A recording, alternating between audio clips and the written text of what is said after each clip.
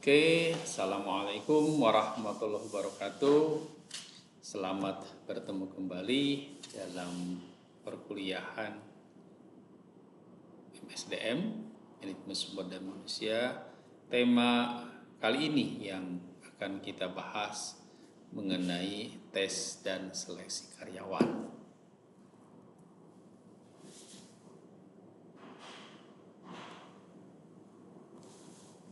Apa yang menarik dari tes dan seleksi karyawan ini?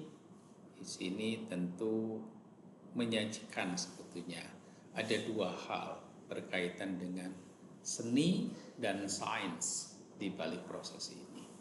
Jadi kita akan membahas apa seni di dalam menseleksi atau mengetes dan apa sains yang dilakukan dalam proses ini. Jadi kita akan menyoroti strategi inovatif dan metodologi yang efektif untuk meningkatkan kemampuan tenaga kerja. Pertanyaan berikutnya yaitu, apa sih, kenapa penting yang namanya seleksi? Seleksi itu sangat penting, itu berkaitan dengan pemilihan karyawan yang efektif. Itu diharapkan dapat membangun kerja yang berkinerja tinggi. Jadi dengan seleksi ini diharapkan kandidat atau calon pegawai itu, calon karyawan itu dapat dipilih, dapat dicari, dapat ditemukan orang-orang yang memiliki kemampuan yang tinggi, memiliki talenta tinggi, namun di sisi lain juga selain talenta tinggi, juga dia ada kecocokan dengan budaya organisasi di mana dia diharapkan akan bergabung di sana. Jadi keterampilan unik ini yang akan mendorong inovasi dan pertumbuhan organisasi.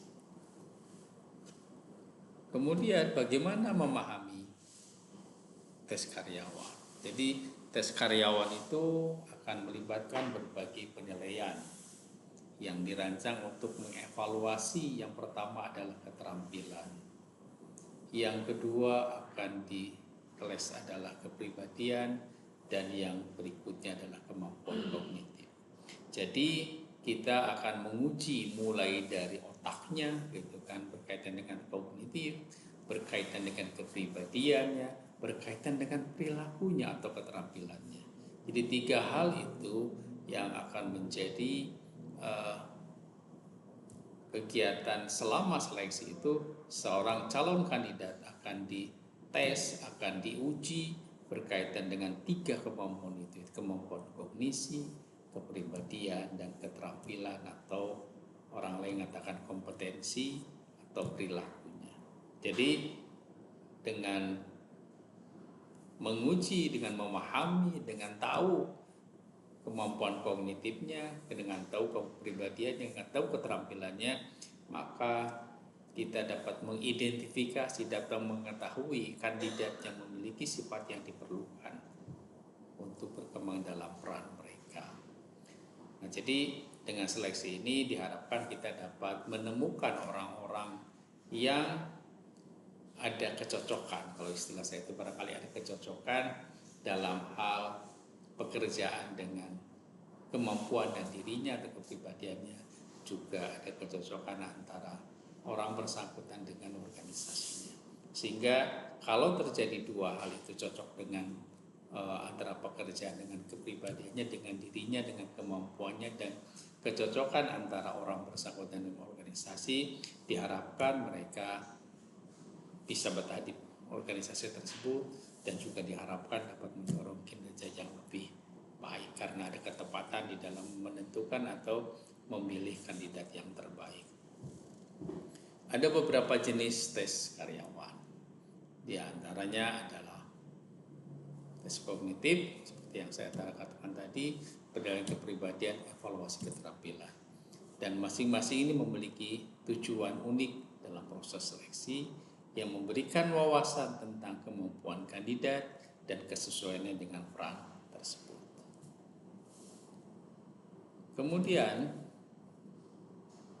dalam melakukan kajian atau di dalam seleksi karyawan ada yang dikatakan didasarkan prinsip-prinsip dengan psikometrik.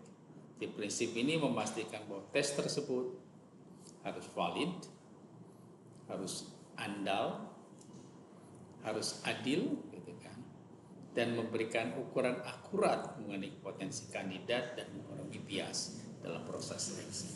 Jadi dalam pengujian atau dalam tes itu yang pertama itu sering menjadi salah satu alat ukurnya adalah validitas instrumen yang akan digunakan di dalam proses seleksi. Apakah alat atau instrumen itu dianggap valid atau absah, kemudian andal atau dengan istilah reliabilitas, keandalan dari alat ukur tersebut. Dan yang ketiga adil, ada keadilan. Nah di situ persoalan yang sering menjadi perdebatan, sering menjadi satu persoalan yang dikeluhkan oleh para calon kandidat. Keadilan menjadi salah satu hal yang banyak dikeluhkan manakala dilakukan seleksi, yaitu salah satu dengan bias. Dan diharapkan dengan alat ukur yang valid, ada dan adil, misalkan memberikan satu ukuran yang akurat mengenai potensi kandidat dan mengurangi bias dalam proses seleksi. Dan untuk itu supaya tidak terjadi bias, supaya tidak terjadi yang namanya ketidaktepatan atau ketidakvalidan atau ketidakandalan, maka perlu disusun penilaian yang efektif. Nah, maka pada saat kita menyusun penilaian yang efektif, kita perlu memadukan antara seni dan sains. Nah, antara sains, misalkan kita memahami persyaratan pekerjaan, merancang pertanyaan yang relevan, dan memastikan tes yang dilakukan selaras dengan tujuan organisasi, sehingga secara akurat dapat mencerminkan kompetensi yang diinginkan. Nah, sekarang atau saat ini kita dihadapkan atau kita di lingkungan kita atau dalam diri kita sendiri, kita sekarang saat ini banyak bersentuhan dengan teknologi. Demikian pula dalam proses seleksi itu sekarang banyak perusahaan memanfaatkan teknologi itu. Kenapa? Karena dengan teknologi itu dapat menekan biaya seleksi yang cukup mahal. Dan dengan teknologi ini diharapkan selain biaya yang dikeluarkan relatif lebih kecil dibanding dengan tanpa menggunakan teknologi, juga dengan teknologi ini dapat menjangkau area yang lebih luas. Sehingga dua hal ini, satu, jangkauan yang lebih luas sehingga berpotensi untuk mendapatkan kandidat yang lebih baik, kemudian dari sisi biaya menjadi relatif lebih murah. Nah, dalam seleksi karyawan itu tadi harus ada kesesuaian dengan pekerjaan, dengan dirinya, dengan kemampuannya, dengan kompetensinya. Yang kedua, dengan organisasi. Jadi kalau tadi dengan pekerjaan sering dikatakan sebagai PJ fit, person job fit, sementara dengan organisasi sering dikatakan sebagai person organization fit. Ada kesesuaian dengan organisasi. Nah, supaya atau ukuran bahwa kesesuaian dengan organisasi biasanya dikaitkan dengan kebiasaan yang berlaku di organisasi, atau istilah lain barangkali dengan kesesuaian dengan budaya di dalam organisasi tersebut. Nah, ini hal-hal yang tidak diharapkan dalam seleksi atau kadang terjadi dalam proses seleksi, itu dikatakan sebagai bias. Jadi bias itu adalah sesuatu yang mengurangi ketepatan di dalam mencari atau mendapatkan kandidat yang terbaik.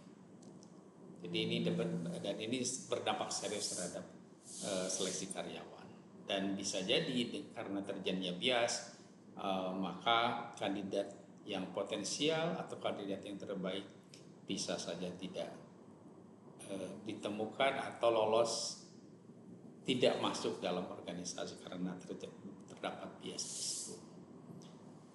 Kemudian yang harus dilakukan adalah bagaimana mengevaluasi hasil tes.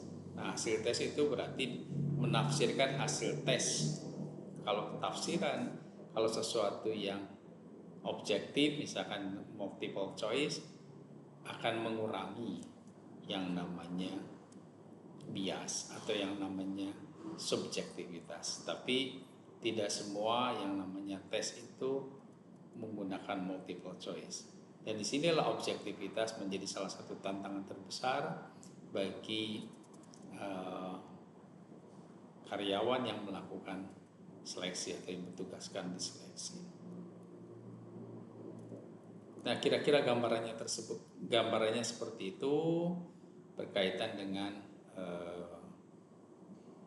seleksi karyawan. Nanti bisa diskusi secara lebih jauh. Ini hanya inti ceritanya saja. Jadi di kelas nanti silakan Anda dapat bertanya, dapat kita berdiskusikan hal-hal yang berkaitan dengan seleksi. Apa sih kekurangan seleksi, apa kelebihan seleksi, bagaimana tahapan yang seharusnya dilakukan supaya tidak menimbulkan bias dan berdampak serius pada ketidaktepatan di dalam mendapatkan kandidat yang terbaik. Itu saja yang bisa saya sampaikan. Mohon maaf bila ada hal-hal yang kurang. Sampai ketemu di waktu yang akan datang. Assalamualaikum warahmatullahi wabarakatuh.